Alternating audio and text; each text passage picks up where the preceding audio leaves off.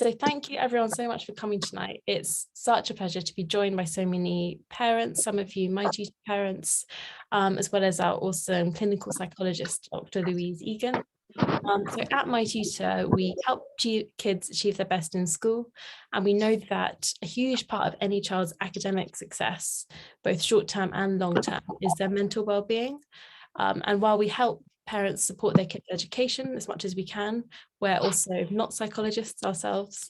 And so that's why we've teamed up with the wonderful Dr. Louise to bring you some helpful advice and answer some of your questions on keeping your child mentally well as they face their education and their adolescence at the same time. It's quite a difficult combination. I'll now hand over to you, Louise, to introduce yourself. I'm going to extend the same welcome. It is lovely to see the faces as I flick through the screens as best I can. So let me give you just a little bit about me, so you know who I am, where I've come from and what my business is. So I've specialised in child and adolescent and family clinical psychology for the past 17 years. I've worked in child and adolescent mental health services in the NHS. I've also been a clinical lead in children's social services teams. I've trained other trainee clinical psychologists to work in the NHS. That was via a job I had at Manchester University as a clinical tutor and senior fellow there. And my most recent job is a director of clinical excellence and safeguarding lead for a tech health company. So that's me. Amazing, thank you. It's a lot of different things. So now I'm going to be asking some questions which tie together some of the themes from the questions parents asked when you signed up, and then we'll go over to questions from everyone. Just to start us off, Louise, tell us, what does it mean to be a teen? What's going on psychologically for kids at this developmental stage? Well, it's certainly an individual experience from what they share with me. I hear it can be full of adventure, lots of new experiences. The world is much more varied and wide open for them now than certainly it was for me back when I was a teen. But it's very clear that they are working through a lot. It's normal for them to experience emotional challenges at different stages. They're going through an awful lot of change. So being a teen, their biology's changing, their sexuality's developing, their brain's changing, their social worlds are exploding, their emotions are developing. You know, they're experiencing significant demands in terms of their learning and any job that they may well have, and lots of behavioural challenges. But it can be full of fantastic opportunities. It's certainly a time to capitalise on the adaptiveness and the flexibility of their brain in terms of their creativity and learning. More specifically, what's going on for them psychologically, they are growing in independence. As all the parents here will know, they're trying to navigate that tricky sort of separation from their family as their peers take on an increasing level of importance to them. They kind of want to impress and they want to identify with their peers. So the teens that I've worked with over the years tell me an awful lot of relationship challenges that are going on for them, particularly about their sense of belonging. They want to belong and they want to be acceptable to their mates. Psychologically, they're developing an identity, and self-consciousness is going through the roof at this age and stage, especially about their abilities and their appearance and how they compare. Psychologically, they'll be exploring themselves, other people and their world. They'll be exploring and being a little bit risky in the behaviours that they might be getting up to. And it's at a stage where they're not yet fully developed. So psychologically, their brain is going through rapid change as our brains continue to change until our late 20s, early 30s. So we often expect an awful lot more of teens than really they're very capable of. The part of the brain right at the front, the prefrontal cortex, is going through so much change. It's actually the last part of our brain to develop. So psychologically, they're planning isn't yet fully developed. How they reason and think logically isn't yet fully developed. How they moderate their behaviour, how socially aware they are, how they take the perspective of another, how they interact with others. You know, that's all developing and not yet fully developed or come online. So there's an awful lot going on for them psychologically. A lot going on, and I'm sure it sounds familiar as well. And there's that classic thing with teens, isn't there, of they're often very good at imitating mature behaviour and perhaps coming across as mature when they're still, you know, both mature and young at the same time, aren't they? Yeah, absolutely. It's a complex balance, isn't it? Yeah. And so now I've got a couple of questions on, they're kind of from sort of two common sides of the spectrum with teens. So the first one here is, so many parents have teens who are always really hard on themselves. I'm not sure how familiar it sounds to parents here, or they're really over organized, like obsessively organized. And I'm sure some parents will be thinking that doesn't sound at all like my child. So how can a parent help a teen a teen like this find a healthy balance with their studies and well-being if they're prone to pushing themselves too hard? Okay, so I suppose it's really important to try and understand what's behind that kind of harsh behaviour towards themselves, that over organisation, you know, to wonder why are they so driven to be over organised and pushing themselves. I say this because understanding is the first rung on the ladder to then helping ourselves, the first rung on the ladder to any form of kind of progress. So for example, I'd be kind of thinking with them, you know, when and where and with whom they may have learned this sort of behaviour of pushing themselves and maybe being too hard. I might be thinking what sorts of life experiences have shaped maybe these beliefs and these behaviours. And I suppose we can help them by thinking about what we're doing accidentally and deliberately around them that might be giving them these messages or modelling this sort of behaviour. And I would encourage parents to think about the consequences of these behaviours over their teen's life. As they experience more and more demands, being this way is going to come at an emotional cost. It's going to carry a different burden. So I'd be certainly seeking to understand first and foremost. Yeah, thank you. I've heard somebody go, yep, an agreement with me, hopefully. And then I suppose a healthy balance will hopefully be found by us trying to moderate or to stem the flow of any accidental or more deliberate experiences or messages that are connected with this behaviour. But we talked about a complex balance earlier, and through no fault of our own as parents, you know, our children are exposed to so many messages, so many kind of instructions from people outside of our control, you know, their friends, their local, their national community, what's going on at school, kind of the World Wide Web. So sometimes we need to figure out where these messages are coming from to understand and help them.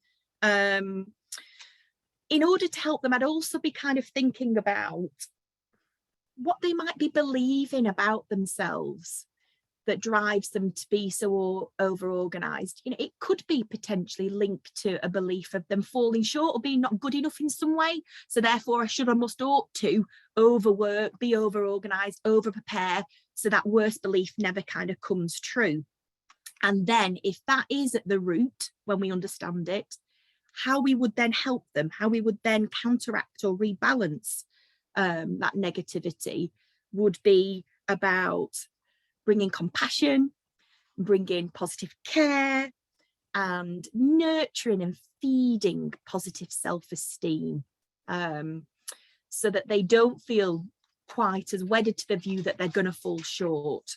So the way that we can do that is not forgetting the power of connection and positive relationships with our teens. So if we're trying to correct anything, I'd encourage parents to think about a connection first and foremost before connection. Find a way to spend some positive, regular time with them. I know that is much easier said than done when we're so uncool for school, when they don't want us in their lives, when they certainly don't want us joining in their hobbies or being around in their social life. I mean, Mariota, you said even now at your age, you're like, back off to the parents. Mum, stay out. Exactly. So try and find a little routine to join in with them in their hobbies or spending some positive family time together. And then if their self-esteem is on the floor, that's driving that view that they're not good enough and therefore they need to be over-organized or over-prepare, praise them, reward them for their efforts, as well as the outcomes of their success. Let them know what they've done that's really well, when they've persevered through the challenges, when they're learning from the mistakes, and when they're achieving and doing well and getting some, small gains. And sensitively watch out for the signs and signals that, they may be becoming overwhelmed or maybe speaking to themselves in unkind terms or expecting unreasonable things of themselves. Just try and extend that sensitive invitation that you're there to help and they can come to you. I think it's really important to have them in the driving seat in helping them with these issues, asking their opinion. Say, what do you need from us? How can I help? And try and develop a plan together that's based on some of the things that they've come up with that you might think that's helpful. But those plans about their application to their education are, as well as we can, balanced with other things in moderation that leads them to be well-rounded and have a varied life. So, leisure time is really, really important to help them rest and reflect.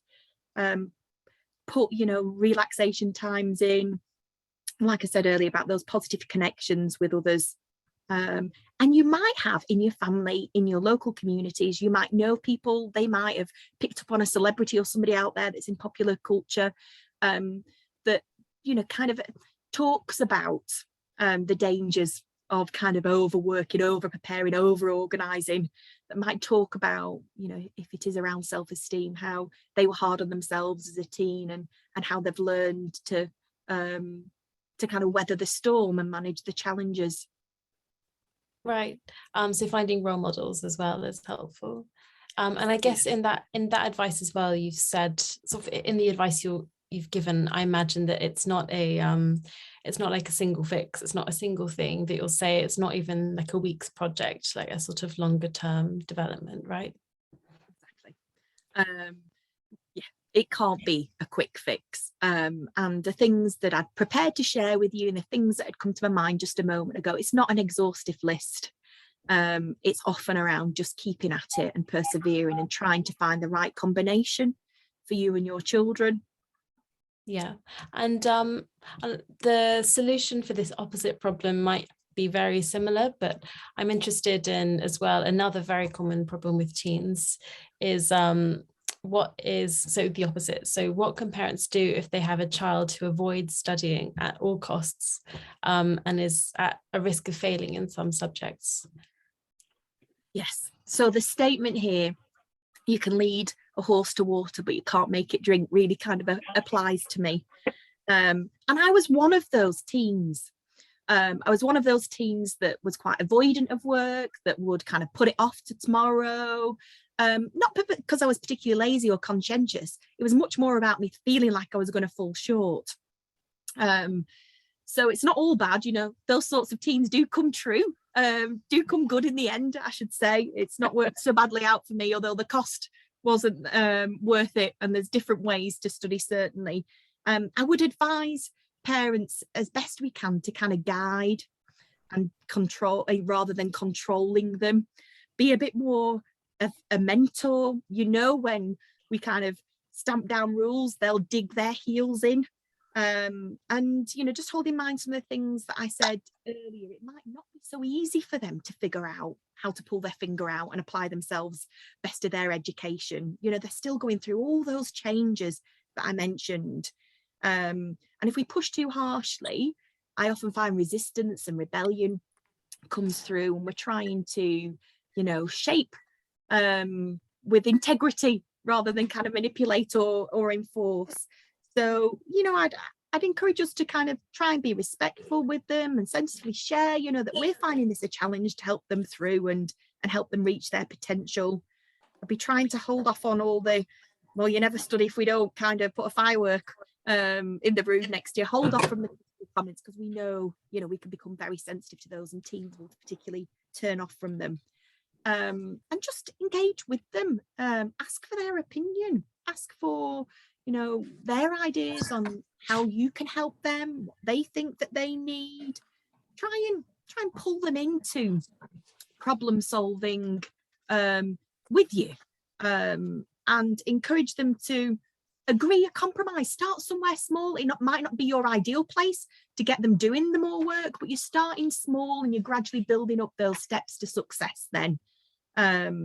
Things that will suit you both. But try as best you can to be playful, bring in that sense of humour, to take the intensity and the demands out of that situation, to kind of lighten the mood, and hopefully that'll enable some cooperation and enable us to move them a little bit nearer to where we want them to be.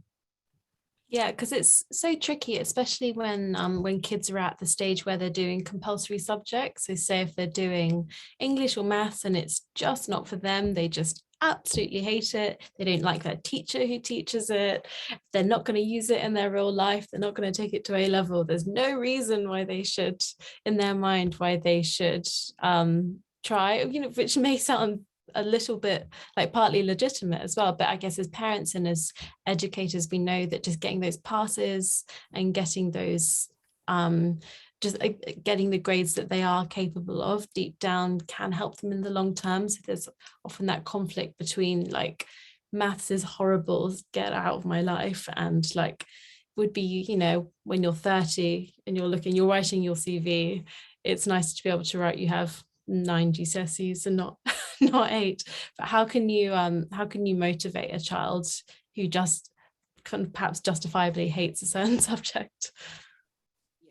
And we've got to recognise that formal education, in the way that we're educated within this country, isn't for every one of our children.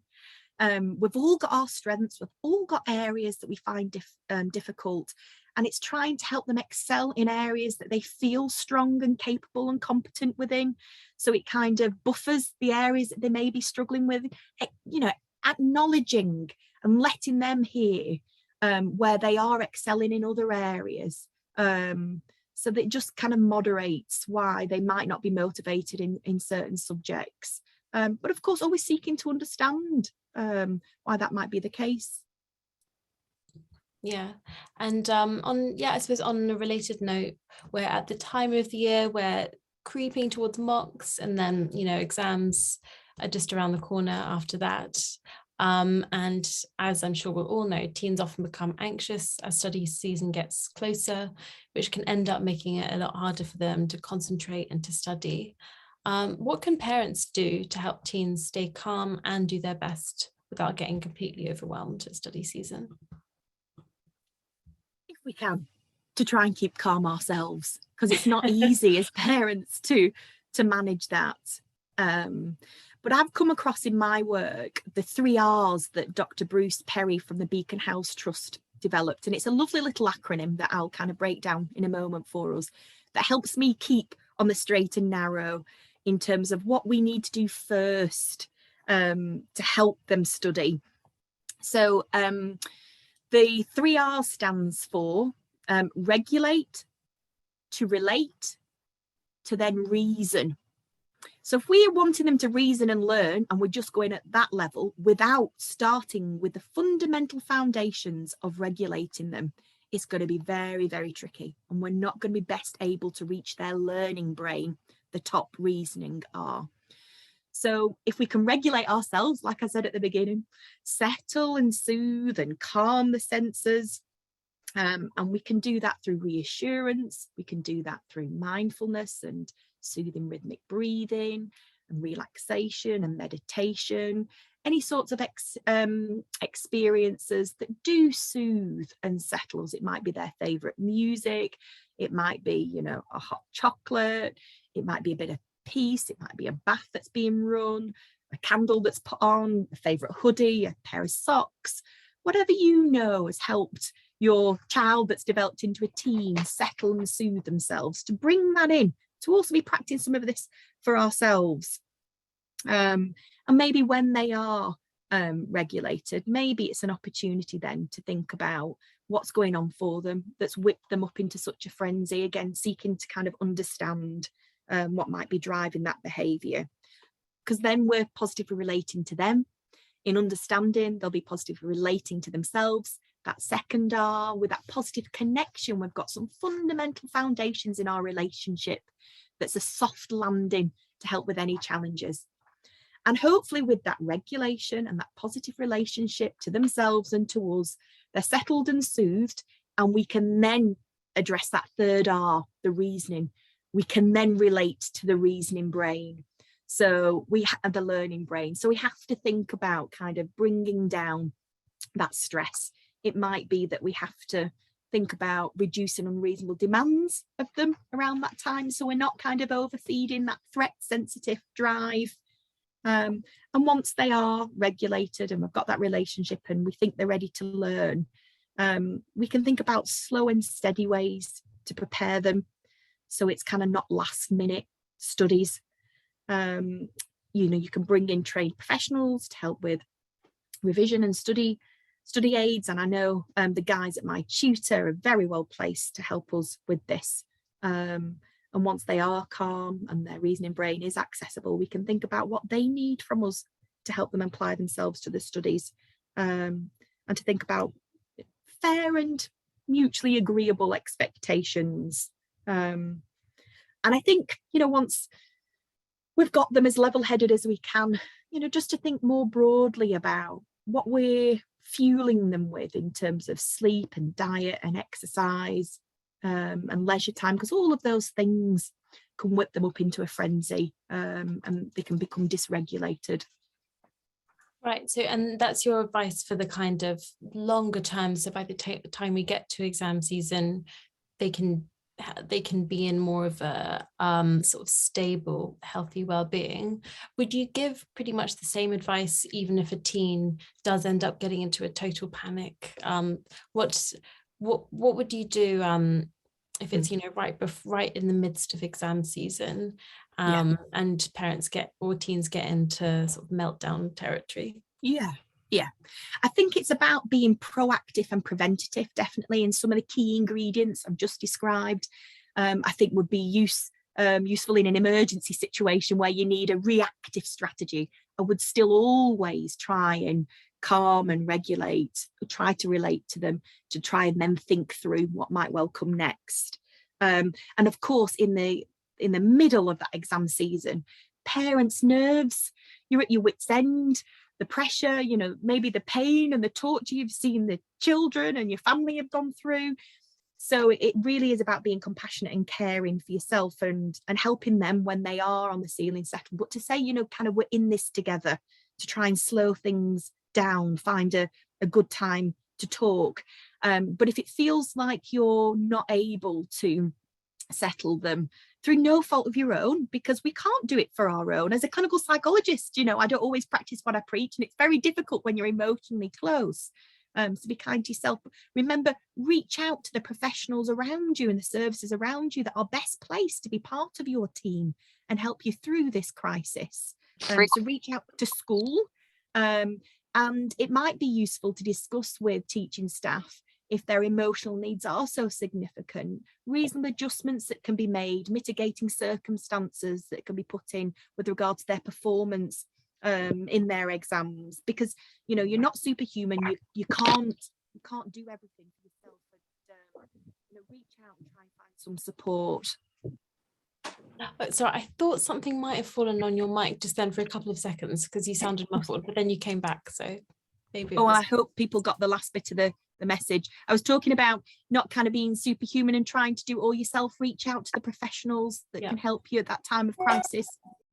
Yeah, and the other people in your child's community as well, their teachers, tutors, if you have them, extended family, right? That's right. Yeah. Did you hear the bit about mitigating circumstances and reasonable adjustments? Yes, it was just for about 1 second, I think, that it was muffled, so it's fine. Yes, really good advice, thank you. And finally, so teens they're school pupils, but they're also just people in the world. And just like with adults, like difficult things happen to teens, whether it's something whether in their family or health issues. Teens suffer bereavements, divorce, lots of real challenges happen to kids while they're also at school and while they're trying to head towards their exams. I know there are like many different major issues that I've mentioned there, but as generally as you can, what can you say to a teen who is continuing with their studies while something really difficult is going on in their life? You need to talk about the event that's happening. I think if you're having frequent, light-hearted, normal conversations with your teens, that then provides an opportunity to have more kind of deep and meaningful.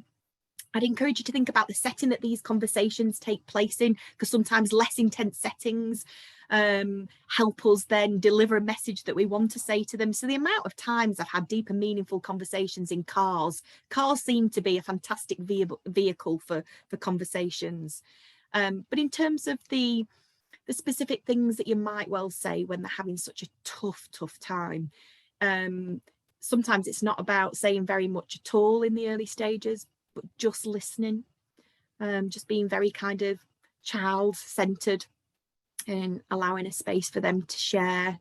The things that we can specifically say, there's a place for being playful, to say things with a real sense of acceptance, that we appreciate how hard this is and what they're going through in their life, to kind of be curious with them and to wonder with them, to ask them, I wonder what's going on for you, I wonder how you feel, I wonder if there's anything I can do to help, and to bring some empathy into that conversation, to recognise how hard it is, and that you can put yourself in their shoes and feel some of what they're experiencing,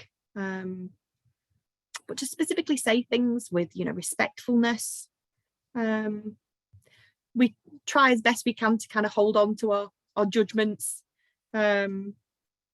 just to invite them into sharing with us in our conversations and getting to know what we can do to help them.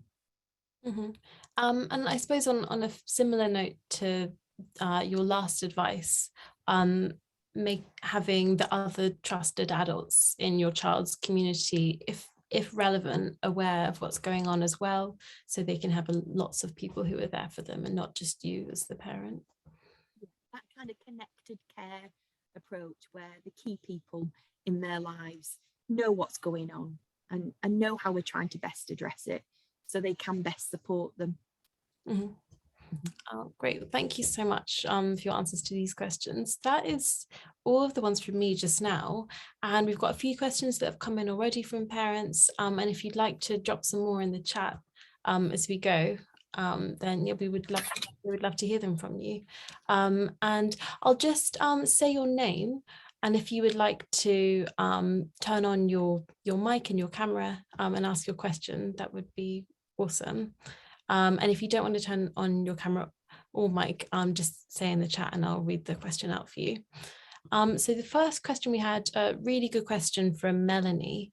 So does it make sense at all to organise tutoring when the child is being treated for mental health issues to counteract mislearning?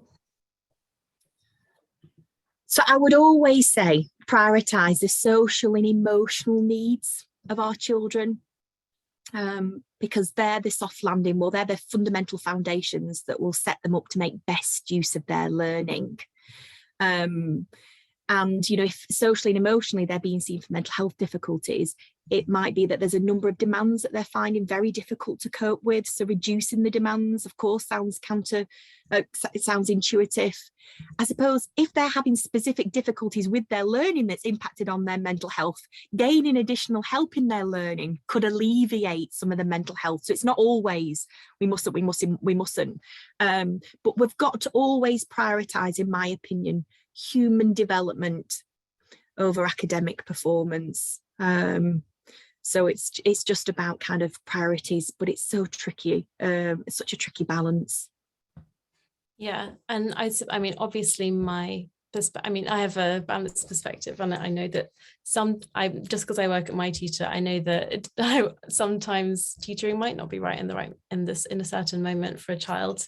I guess because I've seen a lot of the great impact that tutoring has on some kids, I would just say sort of impartially that if there's someone who's really, really encouraging and really kind and really understands what the child is going through, then it can just be like another trusted, caring adult in that teen's life.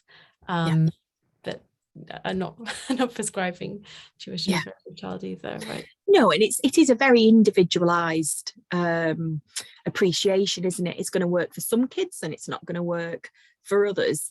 But it might be their confidence needs to be brought along, like I said, in their education, and some additional support could enable them. I couldn't say, you know, a blanket for all, it being over generalization, but those principles are my guiding stick, definitely. Mm-hmm. Thank you so much for that question, Melanie, and thanks for Louise for your answer. Okay, now I won't read it out this time like I normally do.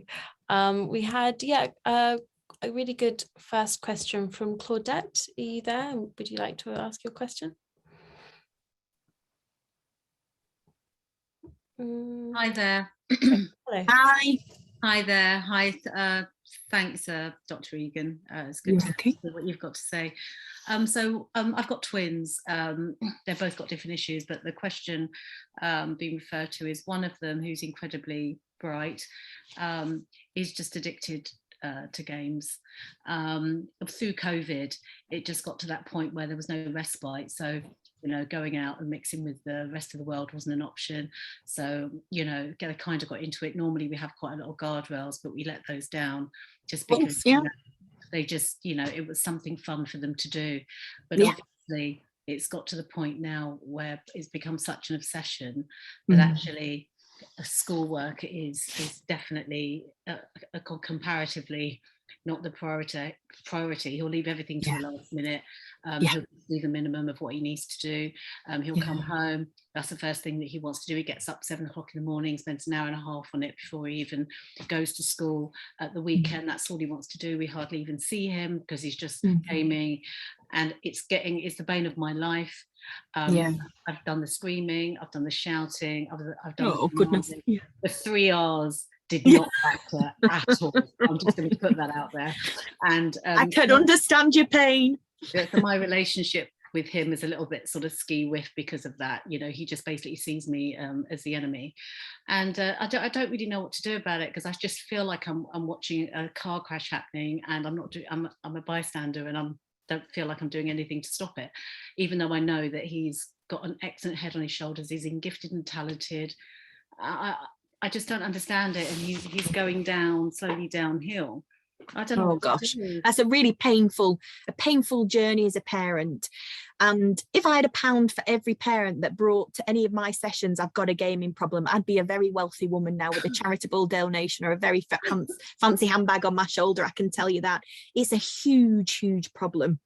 It's not personal to you. You know, I've heard you talk there and taken on a huge sense of responsibility for some of the boundaries that slipped for all of us when we're all working for home and teaching at the same time. You know, it's been a natural sort of slip of boundaries, and these games are built to keep them hungry, to keep them involved. So you've got a real challenge in terms of the programming. Gaming is part of their world. That's how they relate to each other. So that's an accidental reinforcer that's working against you, that's going to make your job so much more difficult. They interact through it, they talk about it, you know, they use it for escapism. So I'd always, as a psychologist, be curious as to what might be driving that. You know, is it just a behavioural habit? You know, you referred to kind of that obsessive and that addictiveness. Is it that it's just kind of escapism from the challenges of education and what might be going on in their world? Because understanding the root cause, we can then target what we might well do differently to try and alleviate the problem. And I'm sure, because I've sat with very many parents over the years, I'm sure you have tried everything. You've been upside down and inside out. just because you've tried all those things before doesn't mean that now at a different time they might not work. So I'd encourage you to kind of go back to the drawing board with some of the things that you've learned more recently and maybe you've heard tonight. I just wish we had that injection of calmness that, you know, we could, you know, give ourselves, but, you know, you appreciate there's a lot of emotional pain there. So trying to approach it from your calmest, your most regulated, your most reasoned, but not by yourself, because it's too much for you to figure out. And I'd just be trying as best I could, and it's easier said than done, to kind of enticing and inviting out of that gaming room, out of that gaming world, find something that is that carrot that kind of attracts them to time together, whether that's mates round doing something or mates out doing something. I know we've still got certain restrictions and people are trying to be very careful. You know, just laying down the boundary in the law and, you know, a restriction means that they just do it in secret, or they'll go around to their mates and do it when we're not around and all those sorts of things. It's about encouraging them to do as asked. And, you know, they won't appreciate lectures from us as to what it's doing to the brain. Doesn't matter, they enjoy it that much. You know, they're not thinking about long-term consequences, they're only thinking about me, myself and I. So let's try and find a routine that we can kind of encourage them to do more as we ask, and reward and reinforce positive time and connections, alternative activities. But I would encourage you, because I've had this experience with many parents and then the children have proved us wrong. You know, they've pulled it off and they've got those outstanding grades. I mean, I only wish that we could absolutely guarantee that, but you described him as having an excellent head. So, you know, he might be, you're talking about your son, aren't you? Have I remembered that correctly, Claudette? Yeah. He might be learning enough in school, but I have heard you say kind of falling behind too, in terms of maths, and we only hope that they can kind of pull it off the last minute. So I would be trying as best I can to reverse the habit by putting another one in, and fueling and reinforcing that, rather than laying down the law and restrictions. I know many parents have bought various safes that get locked and they're timed on release. The mobile phones go in there. You know, they've developed house rules around mobile phones stay on the landing. You know, they're not in the bedrooms. We're not on them at a certain time. I know lots of families have kind of the wireless shut off at a certain time, so it shuts down the opportunities to kind of be online. I think they get very creative if we get very controlling. So, you know, once again, plan together is what I'd be saying. Thank you. Thank you so much for that question, Claudette. So many other parents dropping in the message here that they've experienced the exact same thing, or the same thing, but Netflix or TikTok or social media. So clearly like a very, very, very common problem here. Even oh, sorry, you're going to say something, Louise? Just thinking that trying to open up an opportunity to bring in the messages of unhelpful use of social media or gaming. So podcasts, if there's a Netflix documentary, if they're hooked on Netflix, find the social dilemma, find, you know, the documentaries, the webinars, the podcasts, the news reports, what celebrities might be saying about you know, their gaming addictions or their use of social media, for example, just to explore, you know, the advantages and disadvantages from a different point of view that's not us and them, that they just kind of get, you know, tuned off. They just tune off. Yeah. Also, thank you so much, Claudette. We'll move on to another question now, because good luck. Yeah, good luck. It's like the holy grail in my work. You know, figuring out the gaming problems and you know, eradicating them, but good luck. Thank you. Yeah. I would just add, of course, like in terms of education, there's like, you know, he might be a budding software developer, or like he might be learning and experiencing some really exciting things in the game, and there could, like, you know, but I don't want to offer too much advice because I'm not the therapist here. Oh no, Mariota, I think you've got a really good point there. You know, it might be that that's a real specialist interest of theirs, that they will apply themselves best than ever everything else in their lives. So, you know, it might be that if you love gaming so much, let's find out, you know, a career for you. But to get that career, you need to get your maths. Yeah, because I just wanted to, these parents of teens, I have a 29-year-old friend who does the limit thing on her phone, and at like sort of 1 a.m. when she's used up all her data, her father in Sweden has to be the one to give her data back. So this is a problem that many of us may struggle with. Adults, absolutely, adults media. as teens, exactly. It is very, very tricky, and these devices, these programs are built to hook us in. You know, it's just mindless redirecting. You get kind of sucked down a rabbit hole of end up in an article. It's that passivity, isn't it, of this sort of the world that we live in. Yes, it's very tricky for all ages. So we had another question here. Did Asato, did you want to ask your question to Louise? I may have said your name wrong. A question on your daughter. Well, it's a similar sort of question. Too much time watching movies, and then when you go and check on her, she switches to studies and then switches back. I suppose actually that question is fairly similar. Let's see, and then we had another one on an addiction to TikTok, so also very similar. Let's see, this question from Nikki sounds very relatable actually. On your daughter feeling lonely in school, did you want to ask it to Louise? Yes. Great. Hi. You know, it's very hard, but my daughter is academically is very good, and she got very good top grades for her GCSEs. But the thing is that she's really left out in a school because you know she feels that they are the same kids in that they were in high school, but she feels that they are not like including her in the, you know, in the revisions, they revising together. Even in the class, she's just sitting by herself.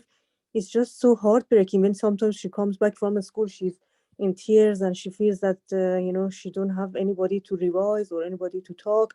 So I feel that it's just, you know, her thoughts is about the friendship mostly. So she's not concentrating sometimes in the lessons. So it makes me worry about it because, you know, she needs to revise more. She's in the year 12 now, and it just makes me concerned. And I already raised my, you know, concerns to the school as well, but there is nothing they can do. You know, it's because it's between kids. You know, it's just kind of a bully, but it's a different way. You know, it's just so difficult. It's very kind of subtle Yeah. and underhand, isn't it? It's still, you know, excluding. Yes. My heart goes out to you, Nikki. It is heartbreaking to see your children Yes, in any level of pain. Yeah. There are things that you can do at home that will kind of buffer the impact of her Yeah. not feeling a sense of belonging to her age group, and that's Yeah. to really kind of reinforce and highlight the strong sense of acceptance at home, her place within your family, her importance, her role. And I would encourage you to keep reaching out to school to say, this isn't like she's been beaten up in a corridor, but emotionally she's coming home hurt. That's right. And ask to see them, you know, their bullying policies. Ask to speak to the pastoral, the Senko lead, to see whether the special educational needs or the special educational and mental health lead professional within the school, because it might well be that they're aware of another young adult struggling where they could set up a buddy system. It might be that they have learning sessions after school that they could just try and encourage your daughter to join with like-minded people that might be struggling too. And look in your local community if there are any activities that your daughter would be interested in, so that you can find a new peer group. Yeah, she already actually, because of her feeling of the emptiness of these things, you know, she just joined to the, you know, to work in a coffee shop for volunteering, you know, volunteering in a coffee shop or volunteering in a pharmacy. So she just want to, you know, to engage with the other people which are, you know. Yes. So she sounds like a bright young woman that's finding a new way to find her people. Yes. And it's a very painful journey that they're going through in terms of their peer relationships. But people will often describe as adults, it took a while in their life to find their people, but they found their people. And it might be through these volunteer experiences, it might be through her next transition in life, or, you know, if she wants to go to further study, it might well be that that's where, you know, she'll find her people. So reassure her and, you know, remind her of the time. I mean, you've got wisdom on your side in comparison to age. And if there are any positive role models in your community or in your family that have had similar difficulties, reach out and work through those people and those systems around your daughter. Yeah, thank you so much. Thank you, Dr. Louise. Oh, I wish you all the very best of luck with it. I hope it works out for you. Thank you so much. It's been a long, you know, painful journey, but we try to be strong, and I will try to advise her, you know, as best as I can. Thank you so much, Dr. Louise. You're welcome. Thank you, Nikki.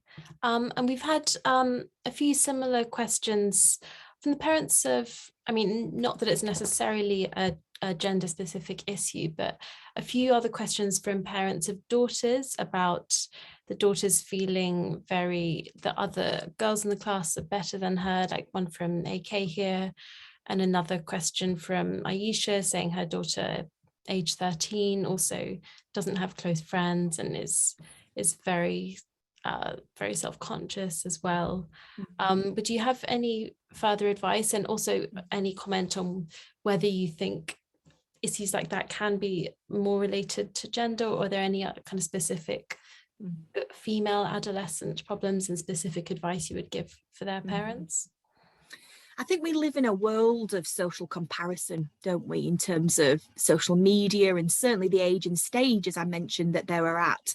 This, you know, the comparison to their peers takes over, which is why they want to belong and be accepted and impress them. So if they feel that they're not good enough in relation to their peers, you know, some of the key principles that I've mentioned so far can be recreated to help them feel good about themselves in other areas. So it kind of counteracts any of the negativity.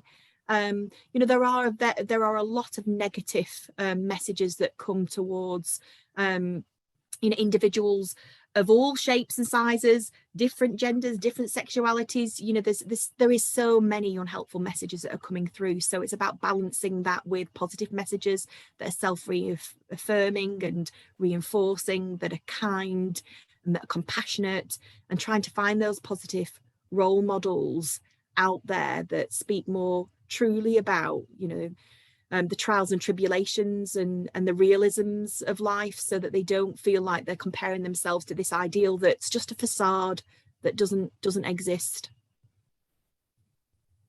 Yes, it's so tricky, isn't it? And I feel as if teens are often just inclined to, like, they just will experience these things, and then in time they just will realize that they're not true. But I guess, as you say, Louise, if a parent is reinforcing that, of course the other girls in the class aren't better than them, of course there's nothing wrong with how they look, then sort of over time perhaps the child will absorb it. Yeah, you would hope so. If those positive messages are coming frequently and consistently, you know, but it is sometimes they won't listen to us, we're so close. So reach out to the people that they do admire. If they have any older siblings, well, possibly not siblings because they often bicker, but, you know, if they're much older, or, you know, in the wider family system, that can just reassure and say, you're not in it by yourself. You know, I felt the same and I knew somebody else, to give them a little bit of kind of courage and strength and assurances that hopefully this will level out. And for many of us, we've had similar experiences of our teen years, and we might look back thinking, oh my goodness, but we may well have weathered the storm and come out the other end. So I think it's important, when they are feeling down on themselves and making those negative social comparisons, for them to be opened up to appropriate information about how other people have struggled, because it can feel very private, and they can feel like they are the only one, which we know is not the case. Mm-hmm. And a number of parents here have commented on how, like, on social media, and how TikTok is a bit of the problem. Often, you know, TikTok and other social media is a kind of a source of comparison and a source of, you know, negative body image. Do you have any kind of practical advice on helping encourage teens to adjust the social media that they use, so it's not entirely, you know, body image and influencer sort of, or body, Yeah, you know. I know, and this is another one like gaming. It's their world. It's what they're encouraged to do. You know, lots of television as around reality stars. For me, if that's where they're focusing, it's trying to harvest the best version of that, engage with them in an area of that gives them more positive messages, you know, body positivity, role models in the media that are out there to kind of moderate. Once again, you know, I've said stamping it out and restricting will mean that they'll just find creative other ways. It's really, really hard, because I sit with parents and they'll say, well, I don't want my child to be the weird one on the close or the street. So it's a very, very fine balance as to how we can do that. Yeah. And so not many questions left. We sort of very efficiently got through all of them.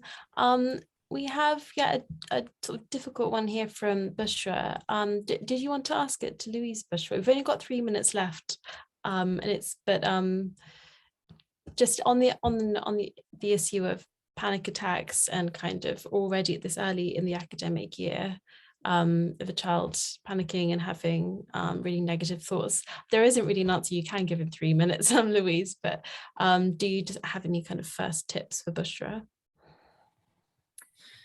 I mean, I have woven in key ingredients and key pillars to kind of manage that rise in anxiety and best respond it throughout the questions this evening. But if you've tried some of those and all else is failing, our teens are digital natives, and although we kind of want to moderate their use of various things in the digital world, there are some really useful apps out there. So the NHS has a digital app library, so you can look on there for apps that will settle and soothe, help them understand why their anxiety is reaching, what they can do to spot the signals, what they can do to best respond. You know, when they're reaching panic attacks and they're frequent and they are interrupting and impacting on their social, their emotional, their, you know, engagement within education, it's about reaching out to the professionals that can help do a thorough assessment of why these are happening, to best understand and then best formulate a plan of how best to manage. So I know I sincerely appreciate the wait times on the NHS and how hard it is to get people into child and adolescent mental health services. That shouldn't stop you from trying, going to your GP for a referral, for example, and parallel planning it maybe with other options that might be available in the independent sector or online. So I know Kooth is an online digital platform offering mental health advice and guidance through messaging. They have wonderful resources and libraries of things that parents can read to help themselves. The Anna Freud Centre, in terms of mental healthy schools, a wonderful website to help parents think through and manage anxiety and panic attacks. And, you know, if you are in a privileged position to seek out independent or private support, it might well be that you have health insurance. It might well be you can seek out a self-referral to some of the very reputable companies that are out there that are offering psychological therapies, but delivered in via a digital platform that might make it more accessible for you to see somebody in a more proactive and timely fashion. So there are lots of people and resources out there that can help. Basically, you're not alone. Exactly. Yeah. I just know sometimes for some people, they're waiting a while. So be creative and try and parallel plan a few options. Mm-hmm. Ask people what's out there if you're uncertain. Mm-hmm. Thank you so much. Thank you. I hope that helps. Thank you. Thank you everyone so much for coming, and those of you who asked your questions and contributed to the chat. It's been so great to have this kind of group conversation, hearing from so many of you. And yes, so we're out of time now. And so I would just say that tomorrow we'll send out an email with the recording of tonight's event, so you can watch this advice again. And yes, and I should add as well that in March we'll be sending out the details, but if you like the event tonight, in March, Louise is guiding a 3-part webinar series that's going to be going into a lot more detail about how to help your teenage child through the various developmental stages, difficulties with education. and more of the issues that we've touched on tonight. So we'll be sending we're sending all of you out the information for that when you can sign up. And yes, so thank you. Yes, and just Samantha, you're asking, yes, all of the sites and resources that we've mentioned tonight will link through to in the email tomorrow as well. Thank you, everyone. Have a good evening. Take care. Thank you. Bye. Bye bye. Bye. Bye bye.